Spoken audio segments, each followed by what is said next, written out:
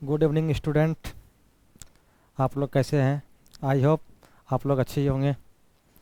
और अभी तो गर्मी तो बहुत चल रही है देश में, और हम लोग इंडिया में रह रहे हैं तो इंडिया की ही बात करेंगे, है ना। खैर, आज की मौसम तो कुछ पहले के रिस्पेक्ट में बेटर है। शाम से दिल्ली में ठंडी ठंडी हवाएं चल रही है। तो मैं, चलिए अपने टॉपिक पर बात करने आता हूँ। एसिड बेस केमिस्ट्री की जो है हम सीरीज चला रहे हैं। और एसिड बेस केमिस्ट्री, चूँकि हम लोग कहाँ तक लास्ट में थे, लास्ट क्लास में लोअरी ब्रोंस्टेड थ्योरी, उसके एप्लीकेशन हम लोग देखने जा रहे हैं। और हम लोग एक एप्लीकेशन का हम लोगों ने डिस्कस कर भी लिया था, है ना।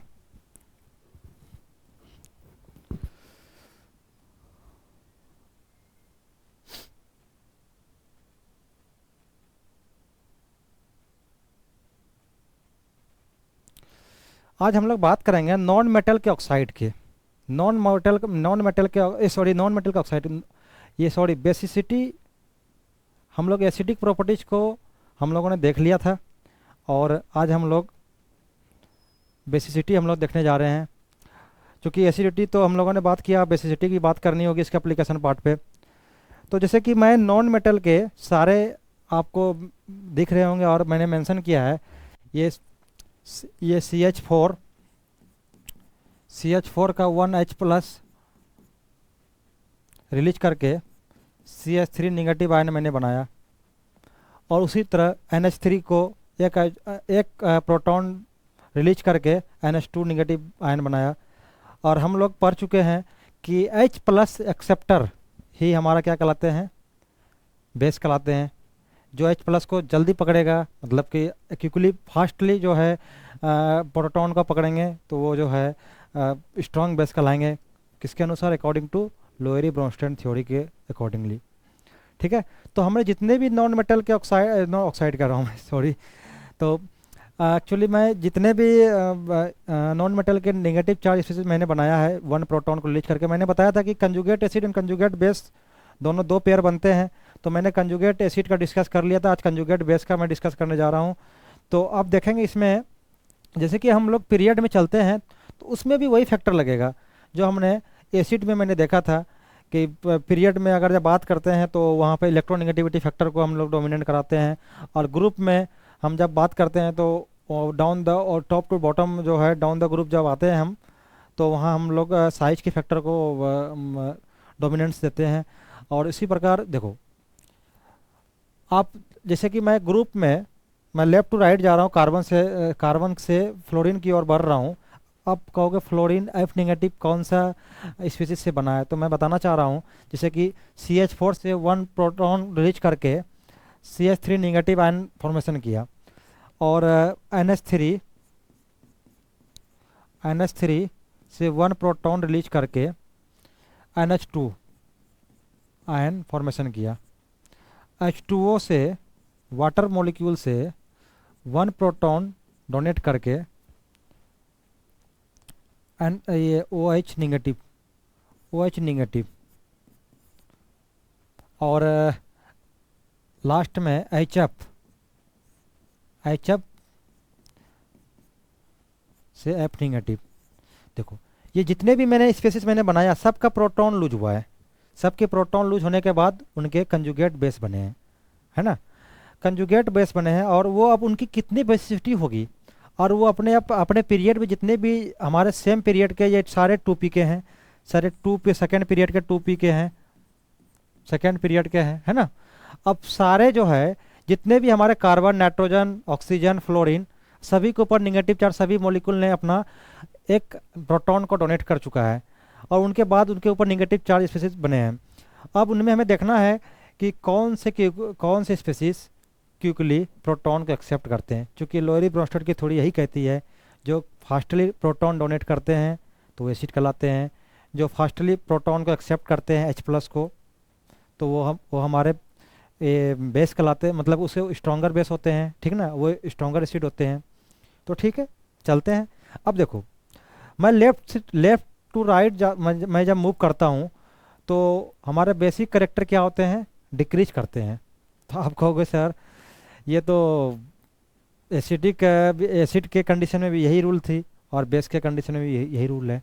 देखो जी, पहली बात कि इलेक्ट्रोनेगेटिव फैक्टर, आप देखो सबके साइज सेम है, लगभग लगभग सेम ही, मतलब कि कुछ साइज के वेरिएशन होते हैं, बट साइज जो है हम लगभग सेम ही, सिमिलर ही माना जाता है, क्योंकि सब सेकेंड पीरियड की है।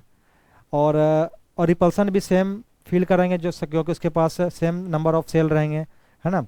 हाँ, नंबर ऑफ इलेक्ट्रॉन, अगर जहाँ जैसे कि आप कार्बन से लेकर के फ्लोरीन की ओर मूव करते हो, number of electron number of proton increase करते हैं, बट आप ये देखना चाहोगे कि नंबर ऑफ प्रोटॉन प्रोटॉन का पावरफुल जो है, आप जब आगे जब पढ़ोगे और शायद जानते भी होंगे आप लोग कि प्रोटॉन इलेक्ट्रॉन्स के कंपेयर में पावरफुल होते हैं, क्योंकि वो न्यूक्लियस में होते हैं और उनकी इफेक्ट बहुत, आप देखो जैसे हम लेफ्ट टू राइट मूव करते हैं तो इलेक्ट्रॉन तो इंक्रीज कर ही रहा है, प्रोटॉन भी इंक्रीज कर रहा है ना। तो साइज में ज़्यादा वेरिएशन हम लोग उनकी बात हम लोग अब छोटे क्लास में हम लोग करते थे कि घटते हैं या कांस्टेंट, मतलब जो भी है, चलो कोई नहीं, हम लोग सिमिलर मानते हैं, एक तरह से सिमिलर की तरह बिहेव करते हैं। और सबसे बड़ी बात है कि हम लोग यहाँ पे इलेक्ट्रोनेगेटिविटी फैक्टर को ही हम लोग इस पे ही बात करना करेंगे, क्योंकि सी देखो जैसे लेफ्ट टू राइट की ओर जाएंगे तो इलेक्ट्रोनेगेटिविटी बढ़ती है, सभी को पता है। अब देखो सब पर नेगेटिव चार्ज 1 1 नेगेटिव चार्ज है, कार्बन के पर भी नेगेटिव चार्ज 1 है, नाइट्रोजन के पास भी नेगेटिव चार्ज 1 है, ठीक है, और OH के पास भी नेगेटिव चार्ज 1 है, फ्लोरीन के पास भी नेगेटिव चार्ज 1 है, ठीक ना, फ्लोराइड आयन जिन्होंने बनाया है। अब मैं बात करता हूँ कि number of ion negative charge जो है 1 ही है।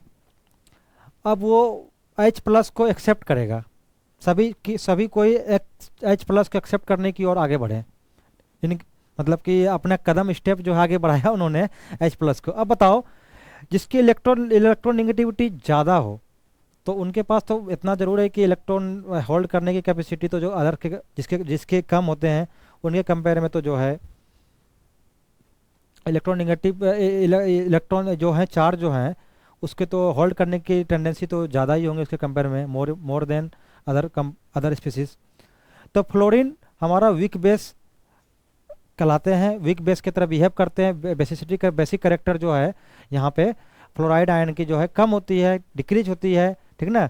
किसके कंपेयर में, अपने अपने जितने भी पीरियड में जितने भी मेंबर हैं, कार्बन है, नाइट्रोजन है, ऑक्सीजन है, ठीक ना। अब देखो अब मैं पीरियड की बात कर रहा हूँ, उसके बाद मैं ग्रुप की बात करता हूँ। जैसे देखो टॉप टू बॉटम जब मैं डाउन द ग्रुप में जब मूव करता हूँ तो निगेटिव चार्ज मैंने बताया था कि साइज का फैक्टर हम लोग देखते हैं, है ना। अब इसका कंजुगेट बेस जो बने हैं, अब उसकी स्ट्रेंथ उसकी बेसिसिटी जो है अब वीक होगी या स्ट्रांग होगी, उसकी बात मैं करने जा रहा हूँ। देखो अब ये निगेटिव चार्ज मैंने कहा था कि साइज जो है, जिनके घर में ज़्यादा कमरे होते हैं उनके घर में अगर जब कोई एक एक्स्ट्रा लोग भी, एक एक्स्ट्रा पर्सन भी आ जाते हैं या कोई गेस्ट आ जाते हैं तो उसे परेशानी नहीं होती है। उसी प्रकार निगेटिव चार्ज जो है अगर जहाँ जैसे जैसे साइज हमारा इंक्रीज करता है, ठीक ना, as size increase then negative charge को जो है उसके पास जो है रिपल्सन जो है कम होते हैं अदर के कंपेयर में। तो उसी तरह जो है आई के पास जो निगेटिव चार्ज है वो स्टेबल होते हैं अपने ऊपर वाले जो इतने भी ग्रुप के जो मेटल कहते हैं जो एलिमेंट हैं, क्योंकि उनके पास निगेटिव चार्ज जो है स्टेबल होते हैं। इसीलिए जो है उनका बेसिक कैरेक्टर जो है वो भी साइज फैक्टर के कारण उसका जो है डिक्रीज होते हैं, ठीक है ना। इसलिए डाउन द ग्रुप आने पर जो है साइज फैक्टर के कारण जो है उनका बेसिसिटी जो है डिक्रीज करती है, ठीक है।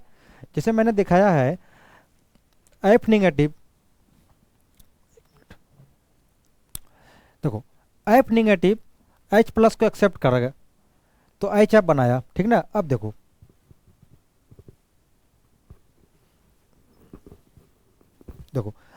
अब मैं एक फ्लोरीन का फ्लोराइड आयन का और एक आयोडाइड आयन का मैंने एग्जांपल के तौर पर मैं देखने जा रहा हूँ।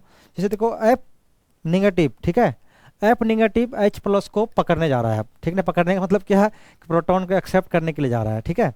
अब दोनों के बीच बॉन्डिंग फॉर्मेशन होगा, HF बनेगा, स्ट्रॉन्ग बॉन्ड बन गया। अच्छा, स्ट्रॉन्ग बॉन्ड कहने का मतलब है कि ये जो है ये सेकेंड पीरियड का है, ये फर्स्ट पीरियड का है, दोनों के बीच बॉन्डिंग अच्छी होगी। अब मैं दोनों के एक फ्लोरीन F नेगेटिव और I नेगेटिव के कंपेयर में कंपेरेटिवली बात कर रहा हूँ कि दोनों में बेसिसिटी किसकी अच्छी होती है, ठीक ना। बेसिसिटी अच्छी कहने का मतलब है, कहने का डैट मीन्स मीनिंग है कि H+ को जो तेज़ी से फास्टली जो मतलब कि एक्सेप्ट करके वो अच्छा बॉन्ड बना के कंपाउंड जो भी बन रहे हैं एग्जिस्ट कर रहे हैं, तो उनकी जो बेसिसिटी फास्ट होती है, ठीक ना, बेसिसिटी मोर होती है। अब देखो I नेगेटिव, ये H+ साहब से जो है प्रोटॉन से ये जो बॉन्ड बनाने जा रहा है HI बना रहा है। और HI मैंने बताया था कि I जो है 5th पीरियड का एलिमेंट होते हैं, और 5p और 1s के बीच बॉन्डिंग जो है वीक होते हैं। इनकी ओवरलैपिंग जो होती है, ये केमिकल बॉन्डिंग की चीज़ है, इनकी ओवरलैपिंग इफेक्टिव नहीं होती कंपेरेटिवली 2p और 1s के बीच जो होते हैं, ठीक है। इसीलिए हम लोग अगर जो फ्लोरीन F नेगेटिव और I नेगेटिव ऊपर और नीचे में हम कंपेयर करें तो ये जो हमारा इसकी बेसिसिटी मोर होती है, ठीक ना। क्योंकि अब यहाँ पर देखो, यहाँ पर अब बॉन्ड फॉर्मेशन और ओवरलैपिंग देखो, अब यही तो मैं हमेशा बार बार वीडियो में कहता हूँ, इनऑर्गेनिक जो है वो रटने की चीज़ नहीं है। अगर जो आपको अगर एक चैप्टर की नॉलेज अगर दूसरे चैप्टर में आप अप्लाई करना नहीं आता है आपको, तो जैसे कि आप फिजिक्स पढ़ते होंगे तो आपको मैथमेटिक्स के बिना जो है आपसे न्यूमेरिकल बनना डिफ़िकल्ट हो जाते हैं, ठीक है। तो उसी प्रकार अगर अगर जो इनऑर्गेनिक में आप केमिकल बॉन्डिंग नहीं पढ़ते हो और मिस करते हो, और पढ़ते क्या हो आप जानते हो कि मुझे आता है केमिकल बॉन्डिंग, मुझे बहुत आता है, तो ज़रा यहाँ एक एक छोटी छोटी चीज़ पर अप्लाई करके देखना। क्वेश्चन बनाना कोई बड़ी रॉकेट साइंस कभी कोई बड़ी चीज़ तोप और हथियार नहीं है कि आपने क्वेश्चन बना लिया, आपने बड़े बड़े बहुत सारे एग्जाम आपने क्वालिफाई भी किए होंगे और बहुत सारे एग्जाम का आपको एक्सपीरियंस भी होगा और सारे एग्जाम के क्वेश्चन बनना आपको ये नहीं शो करता है कि मुझे बहुत कुछ उस चैप्टर में आने लगा।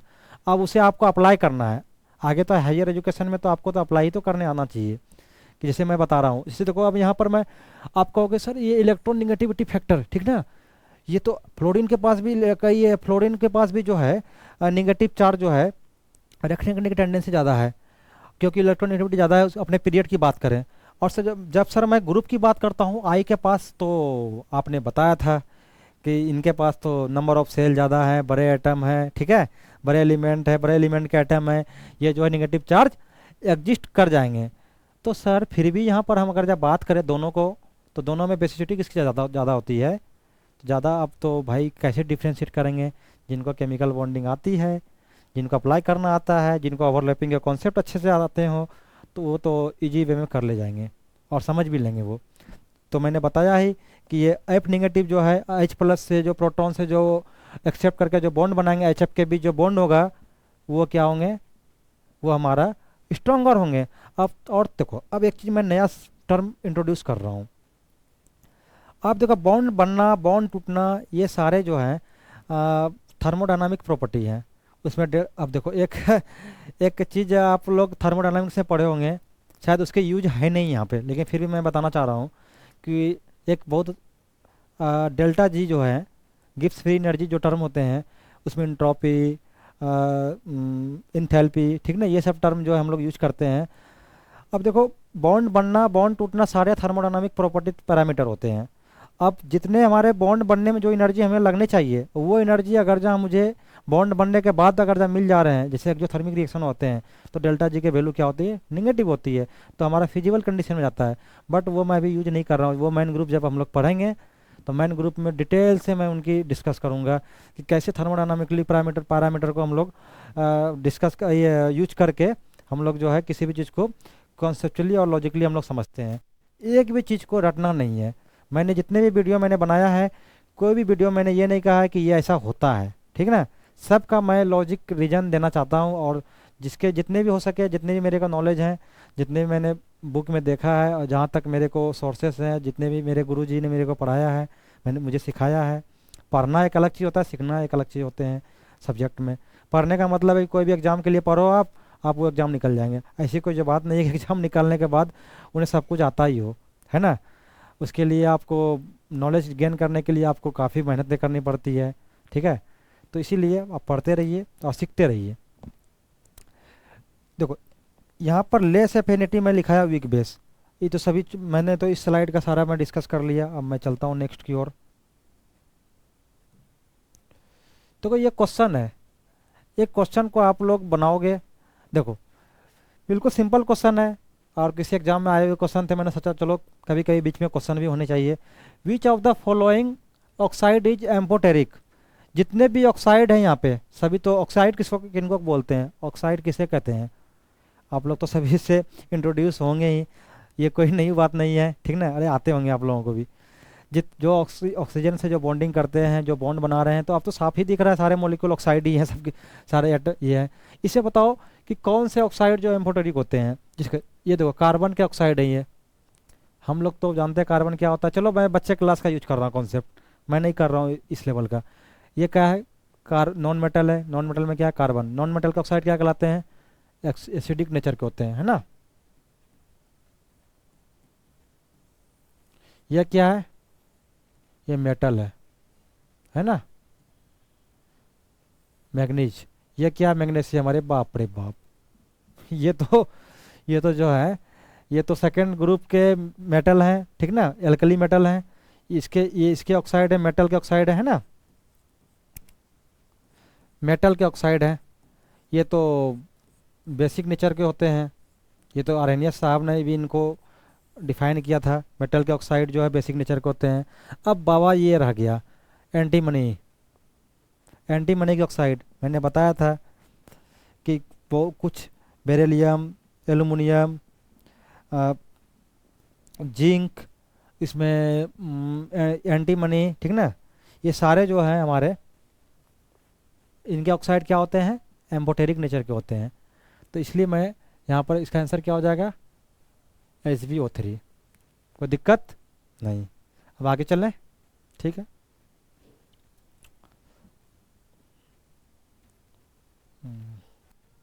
देखो जी,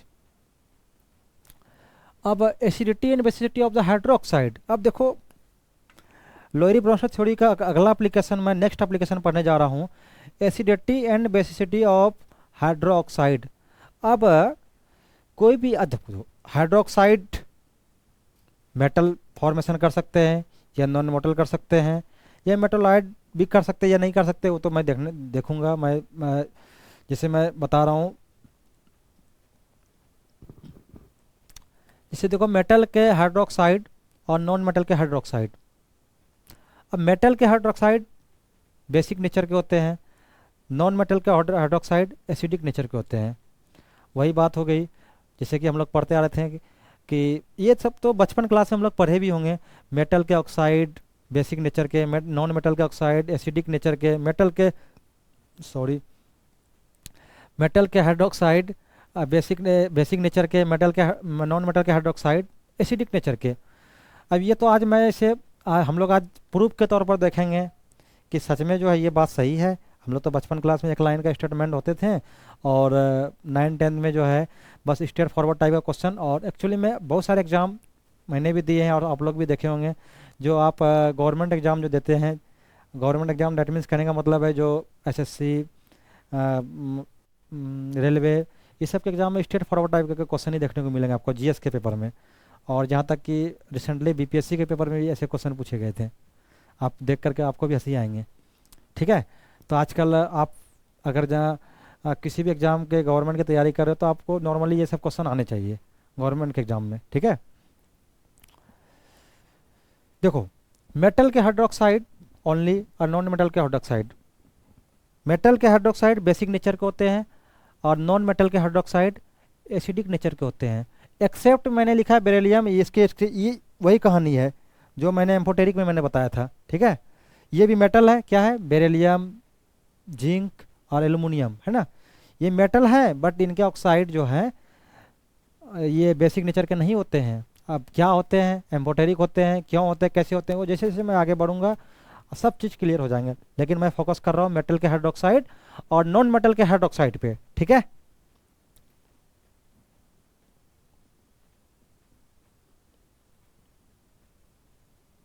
देखो मेटल के हाइड्रोक्साइड आप जानते हो मेटल के साथ OH अटैच रहेंगे, जुड़े रहेंगे, ठीक ना। देखो इसका रीजन क्या है इसके बेसिक होने का, ये मैं देखने जा रहा हूँ।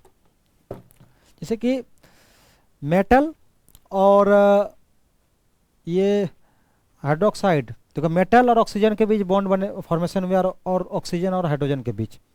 देखो ये, ओह सॉरी,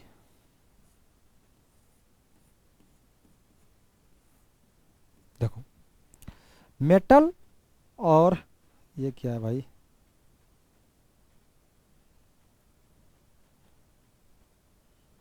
एक मिनट,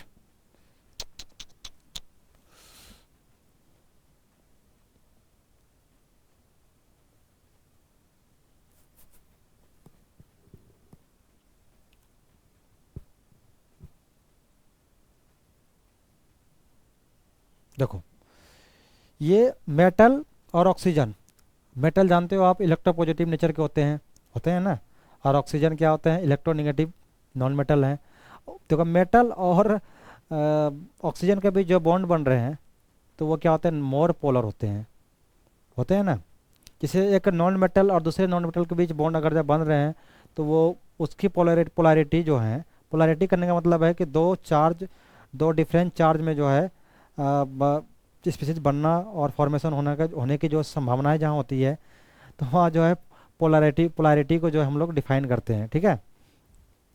तो मोर पोलर कहने का मतलब है कि अब ये इलेक्ट्रोपॉजिटिव नेचर के होते हैं मेटल, है ना।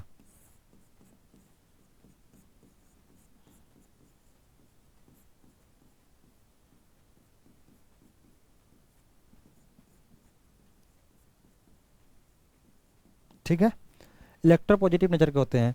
डैट मीन्स कहने का मतलब है अपने ऊपर पॉजिटिव चार्ज एग्जिस्ट, उनके ऊपर अपने ऊपर एग्जिस्ट जो है पॉजिटिव चार्ज को कराने के लिए टेंडेंसी रखते हैं। और इन दोनों के बीच बॉन्ड बन रहा है मोर पोलर। अब इन दोनों का जो ये क्या है, ये नॉन मेटल, ये भी है, ये भी नॉन मेटल के कैटेगरी में हम लोग रखते हैं। हाँ, इसे मेटल के कैटेगरी में क्यों रखते हैं वो बात अलग है, कि ये फर्स्ट ग्रुप में रखे गए हैं फिर भी नॉन मेटल की तरह इसको बिहेव करते हैं, उसकी बात अलग है।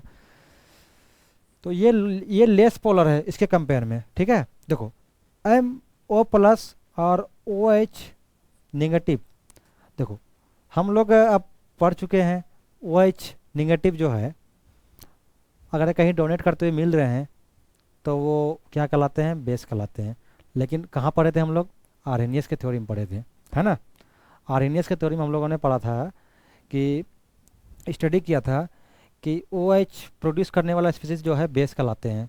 बट वहाँ कंडीशन थी, वहाँ एक्वस सॉल्यूशन जो है मतलब कि नेसेसरी कंडीशन थी। बट यहाँ कोई सॉल्यूशन तो दिख नहीं रहा है, एक्वस नहीं दिख रहा है ना। चलो कोई नहीं, अभी मतलब नहीं दिख रहा है, फिर भी देखो कैसे बेस होता है। अब देखो ये ओ एच जो है ये क्या है, अनस्टेबलाइज होते हैं, ठीक ना। ओ एच 2p पर है और निगेटिव चार्ज है। ये कहीं किसी भी स्पीसीज मतलब कि देखो कहीं भी रिएक्शन हम करा रहे हैं, ऐसे तो रिएक्शन कराएंगे नहीं, कोई ना कोई तो हमें सॉल्वेंट लेना ही पड़ेगा, है ना। तो सॉल्वेंट लेने की बात है तो वाटर से सस्ता इजी और कॉस्टली जो है, कॉस्टली कहता हूँ, इजी वे में मिलने वाला तो सॉल्वेंट हमारा वाटर ही है, तो हम क्यों ना वाटर के सॉल्वेंट में उसको रिएक्शन कराएंगे। तो H प्लस को वो एक्सेप्ट कर लेगा ये, क्योंकि ओ एच निगेटिव जो है काफ़ी मतलब कि अनस्टेबलाइज होते हैं। तो H प्लस को एक्सेप्ट कर लिया इन्होंने, तो H2O बनाया। तो H प्लस एक्सेप्ट करना क्या कहलाता है, क्या कहलाता है, लोयरी ब्रोंस्टन थ्योरी के अनुसार, accordingly Lowry Bronsted theory H plus accept करने वाला स्पीसीज बेस कहलाते हैं, ठीक है। तो बेस हो गया, ठीक है। ये मैंने लिखा है इलेक्ट्रोनिगेटिविटी ऑफ मेटल से ज़्यादा होती है हाइड्रोजन की, ठीक है। अब देखो नॉन मेटल के जो है हाइड्रोक्साइड जो होते हैं वो एसिडिक नेचर के होते हैं। अब कैसे होते हैं, क्यों होते हैं, वो मैं देखने जा रहा हूँ, ठीक है।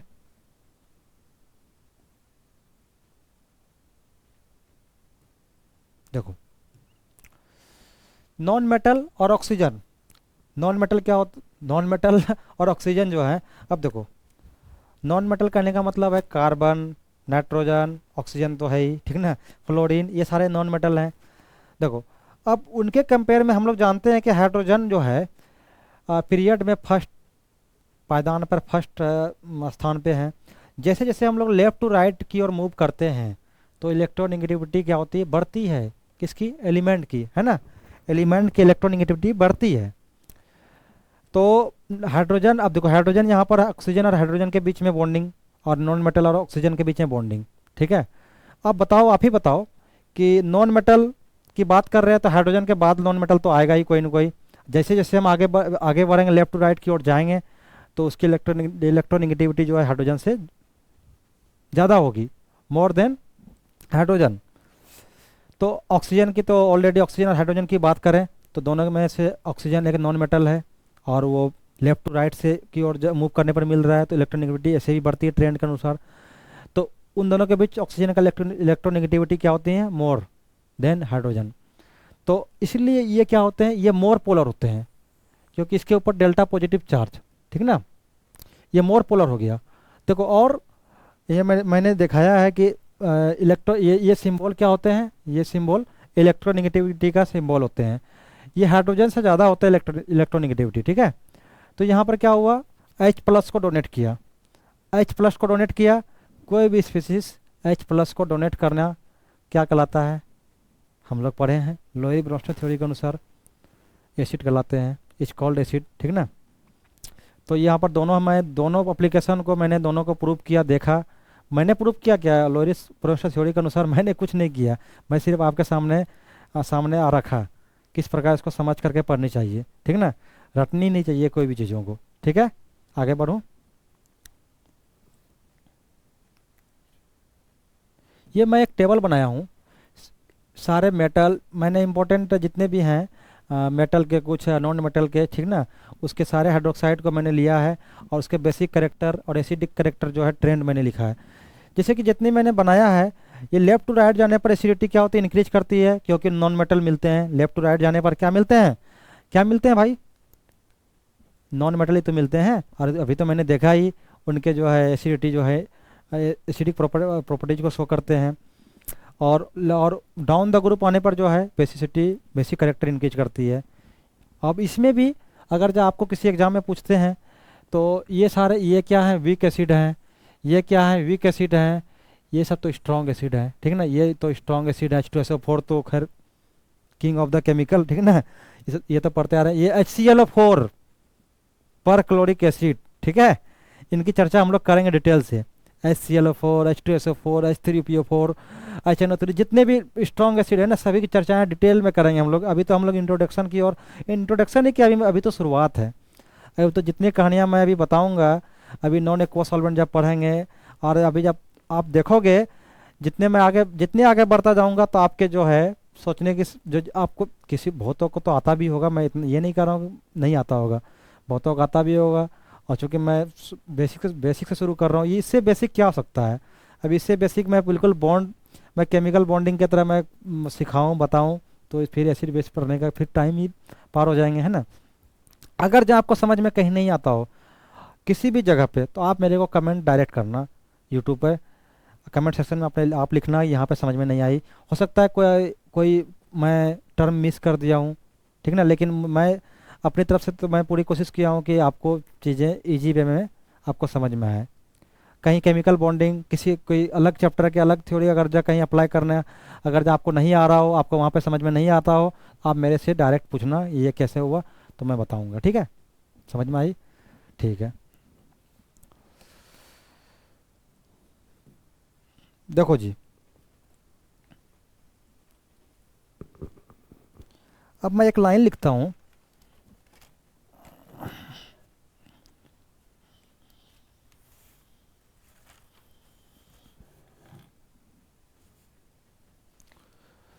हम्म,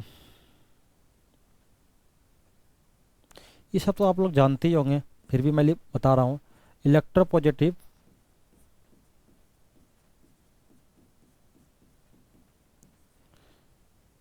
इलेक्ट्रोपॉजिटिव कैरेक्टर इंक्रीज इलेक्ट्रोनिगेटिविटी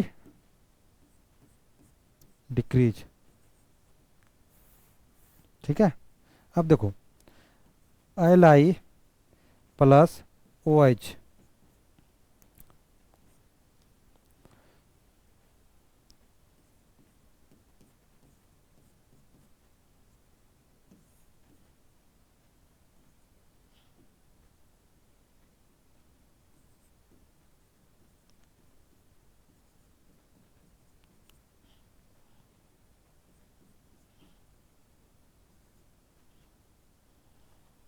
देखो, अब मैं ग्रुप फर्स्ट के लिथियम से लेकर लिथियम से सीजियम की ओर जब मैं मूव करता हूँ, तो लिथियम क्या है, लिथियम का हाइड्रोक्साइड और सीजियम का हाइड्रोक्साइड, ठीक है। स्मॉल साइज स्ट्रांग फोर्स, दोनों के बेसिसिटी की बात करता है, बेसिक कैरेक्टर कैसे इंक्रीज करता है। देखो ये क्या है, ये साइज क्या है, लार्ज है, लार्ज साइज,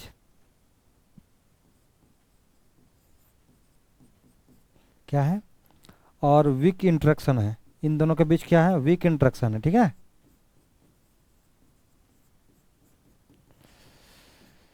लिथियम और हाइड्रोक्साइड जो भी है, लिथियम का हाइड्रोक्साइड है और सीजियम का हाइड्रोक्साइड है, मैं जो बताया आपको ऊपर से नीचे आने के बाद, ऊपर से नीचे की ओर जब मैं टॉप टू बॉटम नीचे आता हूँ, तो उसके हाइड्रोक्साइड में जो है बेसिसिटी जो है इंक्रीज करती है। जैसे मैं ऊपर में सबसे फर्स्ट एटम मैं लिया लिथियम, और फिर लिया मैं सीजियम। तो लिथियम चूँकि छोटे मेटल होते हैं, और ओ एच ओ जो है वो भी सेकेंड पीरियड के छोटे ही होते हैं, दोनों के बीच जो बॉन्डिंग होती है स्मॉल साइज होने के कारण जो है दोनों की जो है स्ट्रॉन्ग इंट्रैक्शन होते हैं। और आप जानते होंगे, शायद नहीं भी जानते होंगे तो मैं बताता हूँ। लिथियम तो यहाँ ओ एच निगेटिव ना, लिथियम की टेंडेंसी तो कोवैलेंट कंपाउंड बनाने की भी होती है, कोवैलेंट बॉन्ड भी बनाने की टेंडेंसी होती है। एक फजान साहब का जो है थ्योरी है, और एक हैने स्मिथ इक्वेशन से जो हम लोग, देखो कोई भी आपको देखकर लग रहा होगा ये आयनिक बॉन्ड है लिथियम और हाइड्रोक्साइड के बीच, ठीक है। तो ये इन दोनों के बीच कोई भी आयनिक कंपाउंड में, आयनिक बॉन्ड में परसेंटेज ऑफ कोवैलेंट, कितने कोवैलेंट, जो कोई भी प्योरली 100% आयनिक और 100% कोवैलेंट नहीं होते हैं, ठीक है। हम लोग तो पढ़ते हैं कि ये आयनिक बॉन्ड है, ये कोवैलेंट बॉन्ड है, बट फैजान साहब का कहना है, फैजान थ्योरी भी अप्लाई होती है इस पर, कि कितने परसेंट जो है किसी भी आयनिक कंपाउंड में कोवैलेंट करेक्टर है। क्योंकि भाई कोवैलेंट करेक्टर कहने का मतलब है कि इसके ऊपर पॉजिटिव चार्ज इस वजह से हो रहे हैं, छोटे एटम है वो किसी भी निगेटिव चार्ज को अपनी ओर तेजी से खींचते हैं, ठीक है। और एक कोवैलेंट बॉन्ड बनना, कोवैलेंट कंपाउंड बनना, कोवैलेंट आयनिक बॉन्ड बनना, दोनों अलग अलग चीज़ें हैं। कोवैलेंट बॉन्ड में जो डायरेक्शनल बिहेवियर होते हैं, और आयनिक में क्या होते हैं, डायरेक्शनल नॉन डायरेक्शनल होते हैं। वो ओमनी डायरेक्शन, वो जो है एक पॉइंट चार्जेस स्पीसीज की तरह जो है पूरी डायरेक्शन में उनके फोर्स इक्वल लिखते हैं, और वो एक फिक्स रेंज में लगते हैं, उसके बाहर उसकी जो है फिर फोर्स को जो है मतलब कि अप्लाई नहीं होते हैं, उनके बाद वो फोर्स की बात नहीं करते हैं। तो उनकी बात अलग अलग है, ठीक ना, उसमें मैं डिटेल में नहीं जाना चाहता हूँ। तो यहाँ पर सी एस और सीजियम और हाइड्रोक्साइड क्या है, दोनों बड़े बड़े, एक छोटे एक बड़े हैं, दोनों के बीच इंट्रैक्शन क्या होते हैं, वीक होते हैं, इसीलिए ये इजी से जो है ओ एच निगेटिव जो है हाइड्रोक्साइड जो है प्रोड्यूस करते हैं। तो ये बेस मोर बेस होते हैं, ठीक है, और वो लेस बेस होते हैं, ठीक है।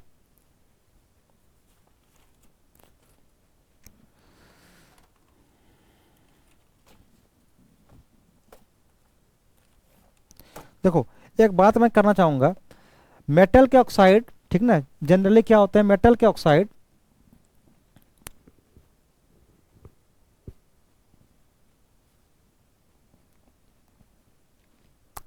मेटल के ऑक्साइड जनरली क्या होते हैं, बेसिक नेचर के होते हैं। कब, जब वो लो ऑक्सीडेशन स्टेट में होते हैं, ठीक है।